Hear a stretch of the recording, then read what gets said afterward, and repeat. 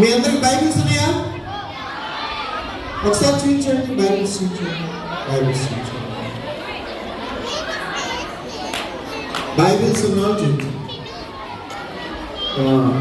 పర్వాలేదు, నేనున్నాను కదా, నేను అందరికంటే ఎక్కువ కదా, నేను అందరికంటే ఎక్కువ. అందరికి 100 రూపాయలు ఇస్తే నీకు 200 ఇస్తున్నాను.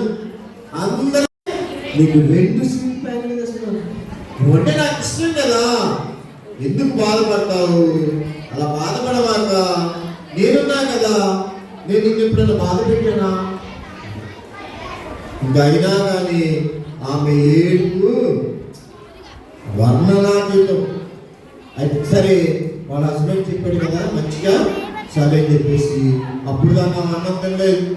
సరే అని లేచి, సరేనండి మీరు చెప్తున్నారు కదా, ఇంకా మిమ్మల్ని చూసుకుంటూ ఉండాలి, పిల్లలు లేకపోతే అని చెప్పేసి ఏడుస్తానే వచ్చేసి వాళ్ళ హస్బెండ్ కోసమని అన్నం తింటారు.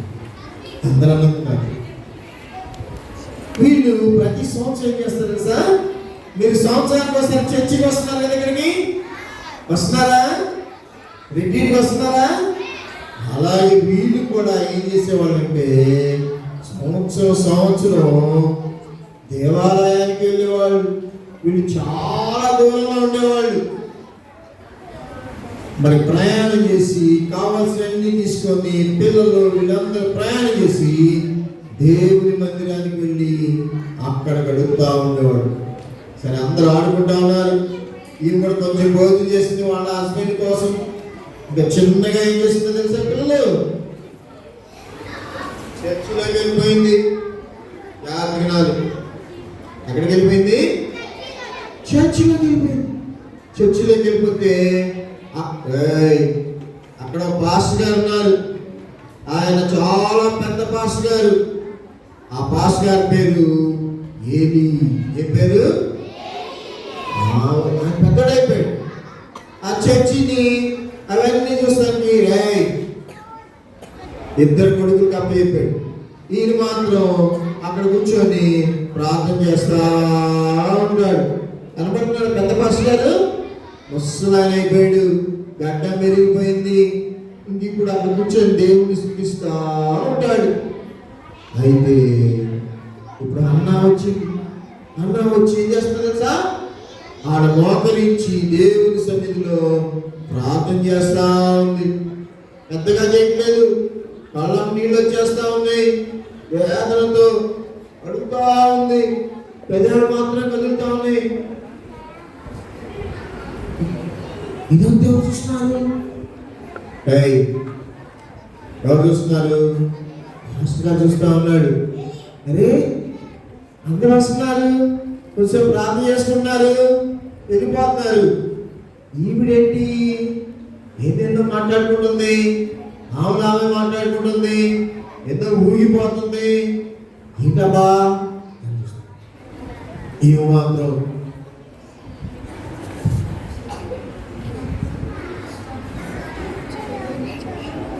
పెద్దగా ప్రార్థన చేస్తే ఆయనకు అర్థమయ్యేది.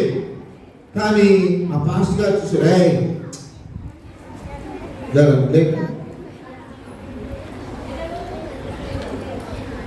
ఇక చూసుకోండి.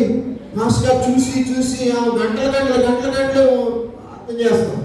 ఈయన ఏమనుకున్నాడు? ప్రార్థన చేస్తాను పోలా. దగ్గరికి వెళ్ళాడు. ఏమమ్మా, ఎంతసేపు అలా ఉంటావు?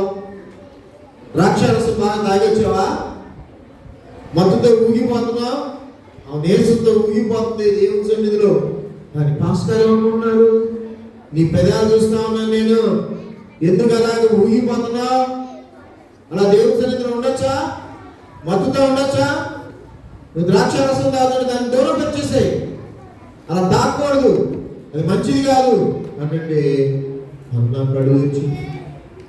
అయ్యా అంత మాట అనకండి అయ్యా, మీరు ఆ మాట అనొద్దయ్యా, నేను తాగిపోతాను కాదయ్యా, నా హృదయాన్ని ప్రభు సన్నిధిలో కుప్పరిస్తా ఉన్నాను, నాకు ఏడుపు వచ్చేస్తా ఉన్నాయ్యా, నేను ప్రార్థన చేసుకుంటున్నాను, నా మనవుని దేవుని మందిరంలో దేవునికే చెప్పుకుంటా ఉన్నాను.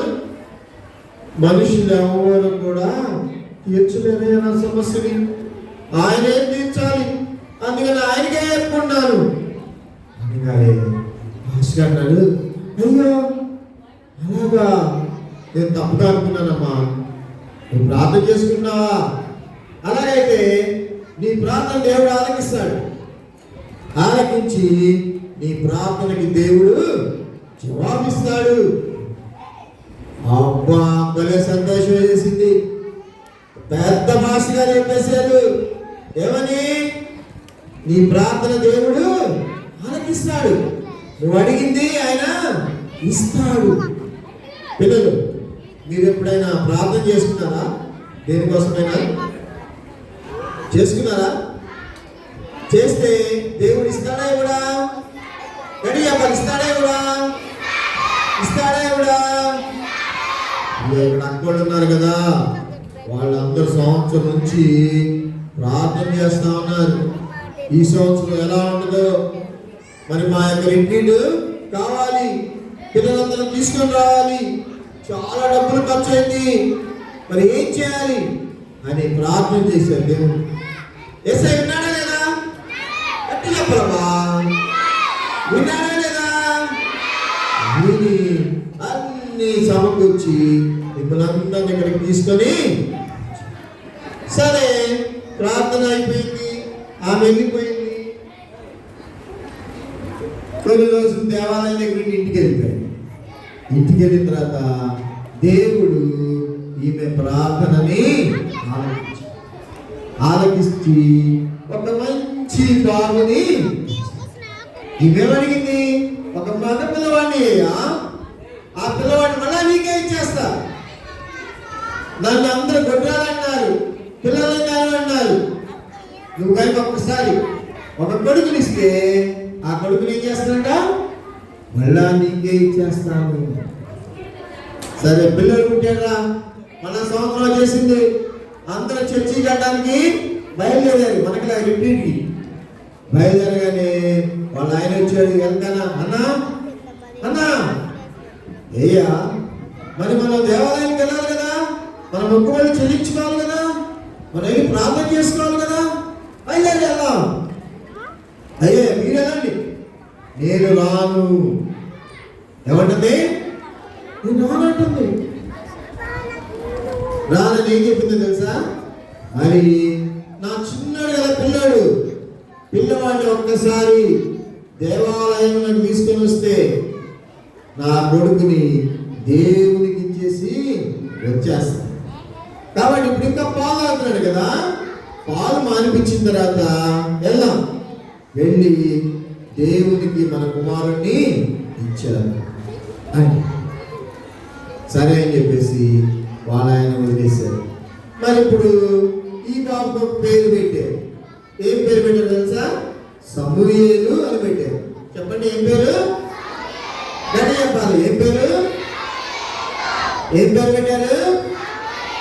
ఇంగ్లీష్లో శామ్యూల్ అంటారు. చెప్పండి, శామ్యూల్. తెలుగులో సమూయేలు. సమూయేలు చిన్నివాడు, పాలు తాగడం ఆపేశాడు, చిన్నగా ఆహారం తింటా ఉన్నాడు. ఇక వాళ్ళమ్మ ఆ కొడుకుని తీసుకొని దేవుని మందిరానికి వచ్చేసింది. ఏలియా దగ్గరికి వెళ్ళింది. అయ్యా ఏలియా గారు, ఆ రోజు మీరు అన్నారు కదా దేవుడు నీ కోరిక తీరుస్తాడు అని. ఆ రోజు నేను మత్తుతో ఉన్నానని మీరు అనుకున్నారు కదా, నా ప్రార్థన దేవుడు ఆయన మందిరంలో వెళ్ళి మనం అడిగితే ఆయన చెవిలోకి ఆలకిస్తాడు. అలాగే నా ప్రార్థనలు విన్నాడు, నాకు మంచి కుమారుని ఇచ్చాడు. ఈ బాబుకి సమూయేలు అని పేరు పెట్టాము. ఈ బాబుని దేవుని మందిరంలో పరిచర్య చేయడానికి ఇచ్చేస్తున్నాము.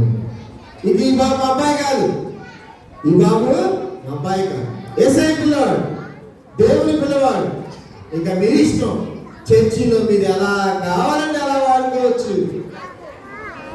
ఊడమంటే ఊడుస్తాడు, బట్టలు ఉదమంటే బట్టలు ఉదుతాడు, ప్రార్థన చేయమంటే ప్రార్థన చేస్తాడు, బాత్రూమ్ గడమంటే బాత్రూమ్ గడుగుతాడు. ఏది కావాలంటే అది దేవుడికి ఇచ్చేసాం పరిచర్యకి అని చెప్పేసి ఆ బాబుని ఏదికి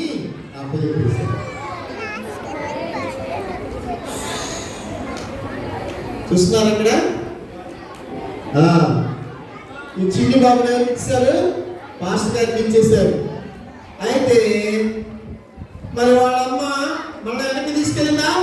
తీసుకెళ్ళాడు.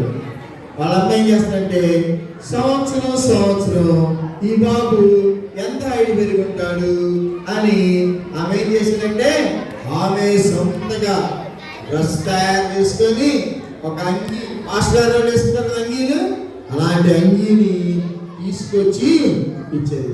కొన్ని రోజులుండి ఆ బాబుతో మాట్లాడుకొని మళ్ళీ వెళ్ళిపోయేవాడు. ఈ బాబు కూడా నేను ఇంటికి వస్తాను లేదు, చిన్నవాడు కదా, మా రై ఇందిరా అమ్మా నేను ఇంటికి వస్తానమ్మా, ఇక్కడ అన్ని తుడిపిస్తున్నారమ్మా, ఇక్కడ అన్ని పాస్టర్ గారికి అందియాలమ్మా, ముసలానికి మంచినీళ్ళు ఇవ్వాలి, స్నానానికి నీళ్లు పెట్టాలి అన్నాడా? అనలేదు. వాళ్ళ అమ్మవాడు వస్తే కొంచెం మాట్లాడేవాడు. తర్వాత దేవుని పని చేస్తున్నాడు. చూసాడా అన్ని సరి చేస్తున్నాడు. మందిరంలో పనిని చేస్తున్నాడు. మీరు ఎంతమంది చేస్తున్నారు మందిరంలో పని? మందిరాన్ని ఎంత మీరు అన్ని చెత్తా చెదారని చేస్తున్నారు అవునా? సమయాలైతే చిన్నప్పటి నుంచి కూడా మందిరాన్ని శుభ్రం చేస్తున్నాడు. అలాగే పాస్టర్ గారికి కావాల్సిన అన్ని కూడా చూస్తా ఉన్నాడు. అమ్మా నాన్న గురించి ఎప్పుడు ఆలోచించలేదు. వాళ్ళ అమ్మను కూడా అయ్యో లేక పుట్టాడు నా కొడుకు అని చెప్పేసి బాధపడలేదు. దేవుడిచ్చాడు, దేవునికి ఇచ్చేసి ఈ బాలుడు దేవుని మందిరంలో వర్ధిల్లుతా ఉన్నాడు.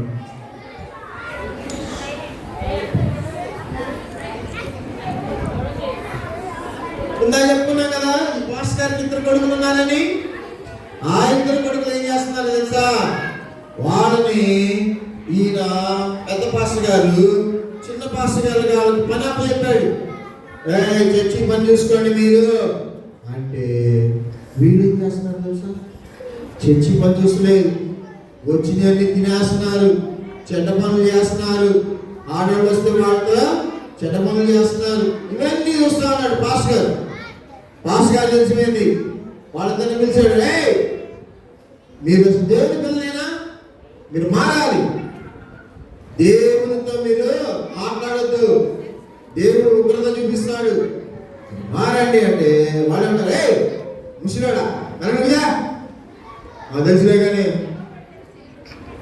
అని అలా వద్దయ్యా మీరు మారండి అయ్యా, మంచిగా మారండి, దేవుని పిల్లలా ఉండాలి, చెడ్డ పనులు చేయకూడదు, దేవుణ్ణి వర్తిల్లాలంటే అబ్బు మరి చెప్పారా అవసరయా అని వాళ్ళు తింటాం వాళ్ళు ఇష్టమైనట్టు చేస్తారు.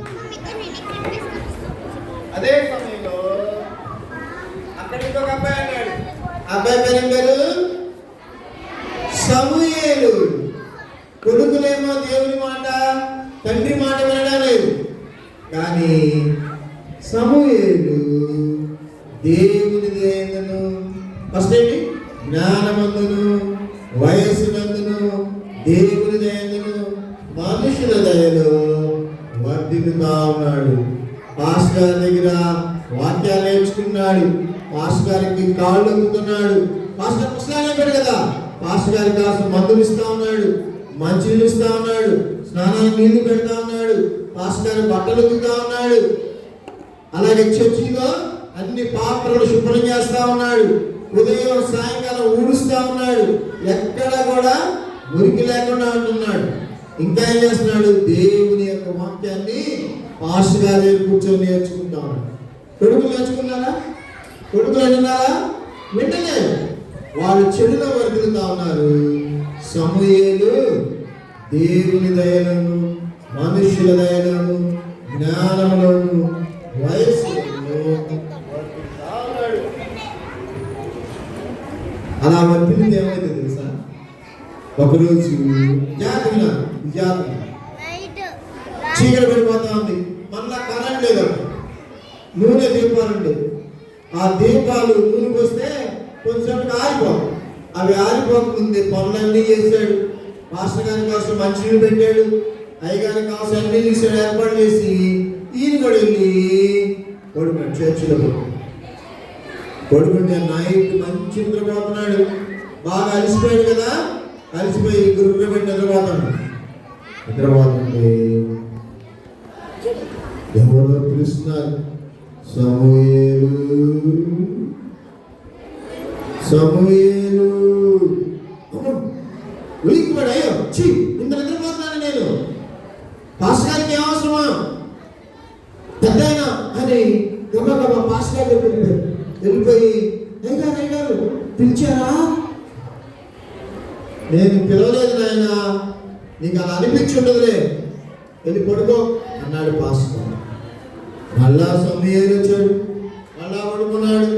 పడుకొని నిద్రపోతా ఉన్నాడు. నిద్రపోతా అంటే మళ్ళా శబ్దం పడింది, సమూయేలు సమూయేలు. అమ్మో, పరిగెత్తిన అయ్యారు పిలిచారా? నేను పిలవలేదు నాయన, కొడుకో అంటే సరే నేను మళ్ళా పడుకున్నాడు.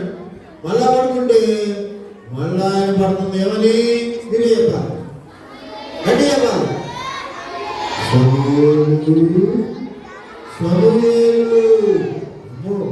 ఆస్కారం ఇస్తున్నారు అని చెప్పేసి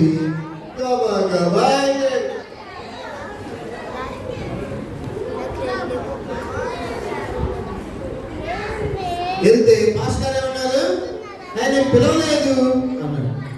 సరేనండి పాస్టర్ అండి అని ఎంత ఉంటే, ఏ సమయాలు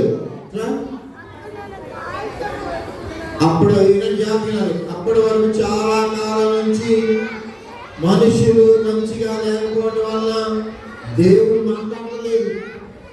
మళ్ళా ఫస్ట్ టైం దేవుడు మాట్లాడటం మొదలుపెట్టాడు.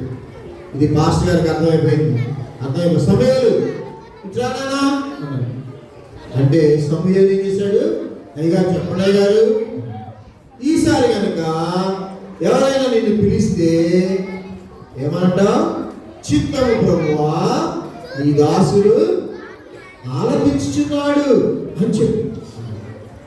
అప్పటికి సమయానికి తెలియదు దేవుడు ఇట్లా మాట్లాడతాడని, ఏమీ తెలియదు. పాస్టర్ చెప్పారు కదా, సరే గారు అని చెప్పేసి గదిలోకి వెళ్ళాడు. పడుకోగానే ఈసారి మళ్ళా పిలుస్తూ అన్నారు, సమూయేలు సమూయేలు. వెంటనే లేచాడు, లేచి వాకరింగ్ చేశాడు.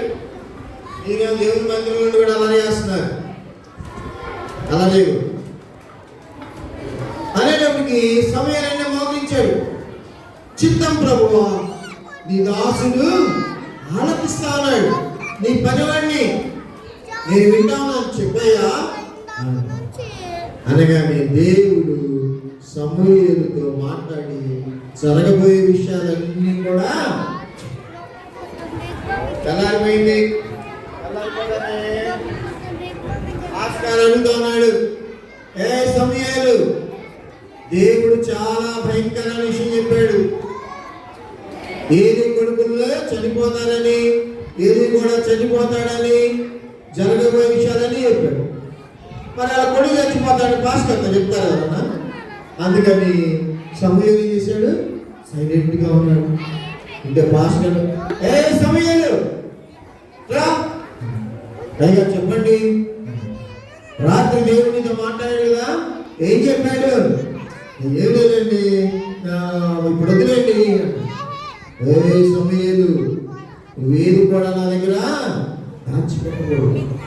అలా దాచిపెడితే ఏదైతే కీడు రాబోతా ఉందో దానికి డబల్ నీకు వచ్చింది, మర్యాద చెప్పు అన్నాడు పెద్ద పాస్టర్.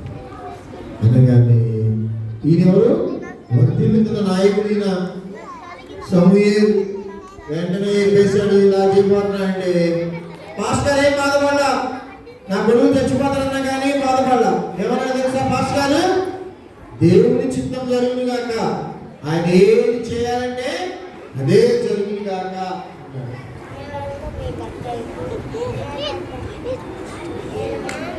చూసారా అప్పుడు యుద్ధం జరిగింది. కూర్చోరా, అప్పుడు ఇజ్రాయెల్కి యుద్ధం జరుగుతాం. ఆ యుద్ధంలో ఏమైపోయారంటే పాస్టర్ గారికి ఉన్న ఇద్దరు కొడుకులు కూడా చనిపోయారు. ఈ వార్త పాస్టర్ గారికి తెలిసింది, పెద్ద పాస్టర్ గారికి తెలిసింది. తెలియగానే ఆయన ఏం చేశాడంటే, కొడుకులు చనిపోయారంటే తట్టుకుంటారా, ఆయన పెద్ద కుర్చీలో కూర్చోన్నాడు. ఇద్దరు కొడుకులు చనిపోయారు కదా, ఆయన కూడా పడిపోయి మేడ ఇరిగిపోయి పాస్టర్ గారు కూడా చనిపోయారు. చనిపోయిన తర్వాత సమూయేలు యాజకుడు అయిపోయాడు. సమూయేలు పాస్టర్ అయిపోయాడు. అందరి తరఫున ప్రార్థన చేయడం మొదలుపెట్టాడు కోసం. దేవుని సన్నిధిలో విజ్ఞాపన చేస్తాం. ఇంకా ఏం చేశాడు సార్, సమూయేలు న్యాయాధిపతిగా ఉన్నాడు, జడ్జిలాగా ఉన్నాడు. ప్రజల యొక్క సమస్యలన్నీ కూడా సమూయేలు చెప్పేవాడు. చెప్తే సమూయేలు వాళ్ళకి పరిష్కారం చెప్పేవాడు. ప్రార్థన చేసి వాళ్ళు ఏం చేయాలో చెప్పేవాడు.